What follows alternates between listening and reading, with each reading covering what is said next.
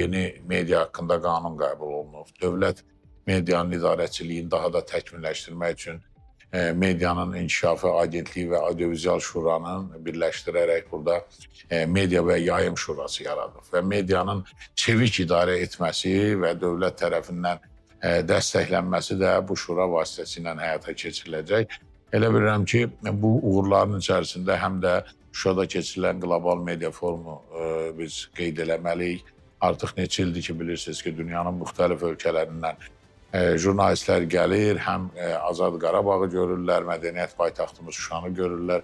Eyni zamanda Azərbaycanın liderinə suallar vermək imkanları yaranır və Şuşa həm də bir mətbuat paytaxtına çevrilir. Bu hesab edirəm ki, bizim uğurlarımızdan. Bilirsiniz, indi bu sosial media reallığı və onun medianın formasının dəyişməsi, bu reallıqdır, bundan qaçmaq olmaz. Amma bizim bəzi televiziyaları da aşağılayırlar, televiziyalarda günah görürlər. Mən şəxsən televiziyalara vaxtaşırı baxıram, indi mütəmadi olmasa da, amma televiziyada çox səviyyəli verilişlərimiz var. Və çox zamanda bu verilişləri mən sosial media üzərindən izləyirəm, həmin vaxt baxmağa tutaq ki, imkan olmur. Bu yüngül verilişlər, şou verilişlər, primitiv verilişlər təbiidir ki, televiziyalarda az olsa yaxşıdır. Çünki daha çox məsuliyyət olmayan yerdə, sosial mediada bu tipli şoular, belə diqqət cəlb eləyən yalan xəbərlər falan daha çox üstünlük yaranır. Amma mən hesab edirəm ki, bizim televiziyalarımız formasını dəyişsə də, amma yenə də üstünlüyünü özlərində saxlaya biləcəklər. Sosial media, indi televiziyalarımızın hamısının sosial mediada çox aktivdirlər, fəaldılar. Demək olar ki, verilişlər efirə gedən kimi sosial mediaya yerləşdirilir. Onda insanlar üçün də daha rahat və əlçatımlı olur ki, hansısa verilişə baxmaq vaxtında baxa bilmirsə, o sosial mediadan onu izləyir. Mən də bir çox verilişləri məhz belə izləyirəm. Amma televiziyanın peşəkarlığına əlbəttə ki, sosial media çata bilməz. Və bu vəziyyətdə jurnalist adına iddia eləyənlər həddindən artıq çoxdur.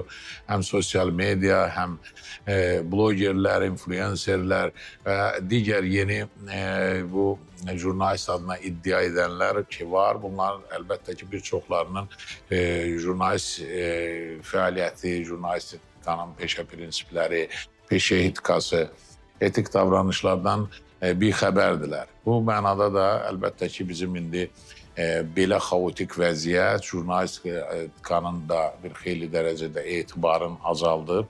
Bu mənada əsl peşəkar jurnalistlər də biraz narahatlıq keçirirlər. Şikayətlər adətən sosial mediadan gəlir, xüsusən tiktokerlərdən və digərlərdən. Bunların bir qismi jurnalistdir və bir jurnalist olanda biz onlarla daha asan dil tapa bilirik. Amma jurnalist olmayanlar var ki, onlar ümumiyyətlə medianın mahiyyətindən xəbərləri yoxdur. Mətbuat Şurası olaraq münasibət bildiririk. Hansısa bir problem olanda öz münasibətimizi çatdırırıq ki, mümkün dərəcədə ictimai qınaqlıq yolu ilə bu məsələləri aradan qaldıraq. Amma çox təəssüf ki, indi ictimai qınaq da çox vaxt dada çatmır. Ona görə də bir çox məsələlər hüquqi müstəvidə həll olunur. Bu yaxında mən deməli Real televiziyası bir media rəhbərləri, televiziya rəhbərlərini deməli üzbəüz qoyub Media Masası adlı bir veriliş hazırlamışdı. Orada da mənə dedilər sual ver. Mən sualımı deməli belə qurmuşdum əsasən. Mən baxıram həm Azərbaycan Dövlət Televiziyasında, həm ictimai televiziyada, digər televiziyalarda deməli dövlət qurumlarının fəaliyyətini tənqid edən süjetlər gedir, reportajlar gedir və burada mənim diqqətimi cəlb edən odur ki, burada dövlət qurumlarının reaksiyaları şablon və standart olur. Və bu baxımdan mən soruşdum ki, televiziya rəhbərlərindən ki, sizə dövlət qurumları öz narazılığını bildirirlərmi, sizə zənglər gəlirmi? Bu mənada mən elə bilirəm ki, biraz medianın nüfuzu aşağı düşür.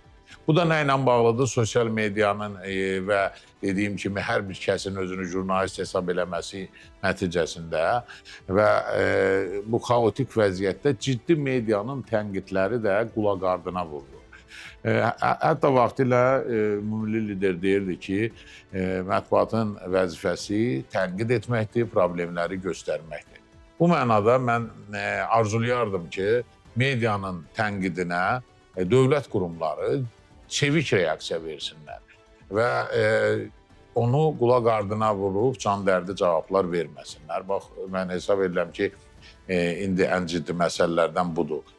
Bizim dövlət qurumlarının medianın tənqidinə laqeyd yanaşması. Real TV-nin hazırladığı, dediyim kimi, ilk verilişdə də mən də sual verdim. Media masası verilişi maraqla qarşılandı. Amma Mirşahinin özünün əlbəttə xarakterində emosionallıq var. O cür emosional tonla televiziya rəhbəri danışmamalıdır. Amma Mirşahin indi klassik jurnalistlərimizdən də bəzən obrazlı danışır. Hesab edirəm ki, tamaşaçıya qarşı da o cür aqressivlik lazım deyil. Ümumiyyətlə, aqressiya insan üçün də və münasibətlər üçün də mənfi şərait yaradır. Mən ona öz baxışlarımı bildirmişəm ki, bu sosial media, bu artıq mümkün, bunun qarşısını almaq mümkünsüzdür və bu proses onsuz da davam eləyəcək. Sadəcə biz çalışıb sosial mediada mümkün dərəcədə səviyyəni qoruyub saxlamaq və orada səviyyə yaratmaq bacarmalıyıq. Bu texnologiyaların, süni intellektin inkişafı bizə xeyli problemlər də yaradır. İşimizi rahatlaşdıran məqamlar da var, amma problemlər yaratdığı məqamlar da var. Bu xüsusən də saxta xəbərlər, dezinformasiyalarla bağlıdır. Bu da bir çox hallarda hətta milli təhlükəsizlik məsələsinə gətirib çıxarır. Bəzi bilərəkdən və bilməyərəkdən yaranan dezinformasiyalar var. Bilməyərəkdən, sadəlövhlükdən yaranan dezinformasiyaları sosial media istifadəçiləri, digərləri onlar yayırlar. Amma bəzən də şuurlu şəkildə qəsdən ölkənin milli təhlükəsizliyinə ziyan vurmaq üçün xaricdən süni intellektlə, sosial media vasitəsilə yayılan xəbərlər oluşub. Buna qarşı əlbəttə birinci növbədə həm ictimaiyyət, həm də jurnalistlər çevik reaksiyaya münasibət göstərməlidir. Süni intellekt, mən bir neçə dəfə bu barədə demişəm, ChatGPT, mən özüm də hərdən istifadə edirəm.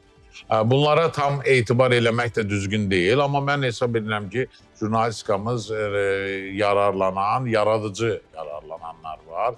Mən özüm də dediyim kimi istifadə edirəm. Amma buna süni intellektə arxain olub tam yaradıcılığı kənara qoymaq da düzgün deyil. Yeni nəsillər daha çox süni intellektdən bacarıqla istifadə etmək imkanı əldə eləyəcəklər və bu xaotik dövrdən də normal çıxa biləcəyik. Bu bizim bax son illərdə müstəqillik dövründə xüsusən də televiziyalarımız oxucu, tamaşaçı zövqünün arxasınca getmək və buna uyğunlaşmaq, daha çox tamaşaçı baxsın deyə yüngül, primitiv verilişlər hazırlamaq bir ənənəsi formalaşdı. Mən həmişə bunun əleyhinə olmuşam. Mən hesab edirəm ki, televiziyalarımız, ümumiyyətlə mediamız o aşağı səviyyəli oxucunun ardınca, tamaşaçının ardınca getməməlidir. O əslində səviyyəli tamaşaçı yaratmalıdır. Səviyyəli oxucu yaratmalıdır. Bu baxımdan o cür münasibətin mən tərəfdarı deyiləm. Klassik mediaya necə olmalıdır oxucunu, tamaşaçını formalaşdırmalıdır. Biz belə düşünürəm mən.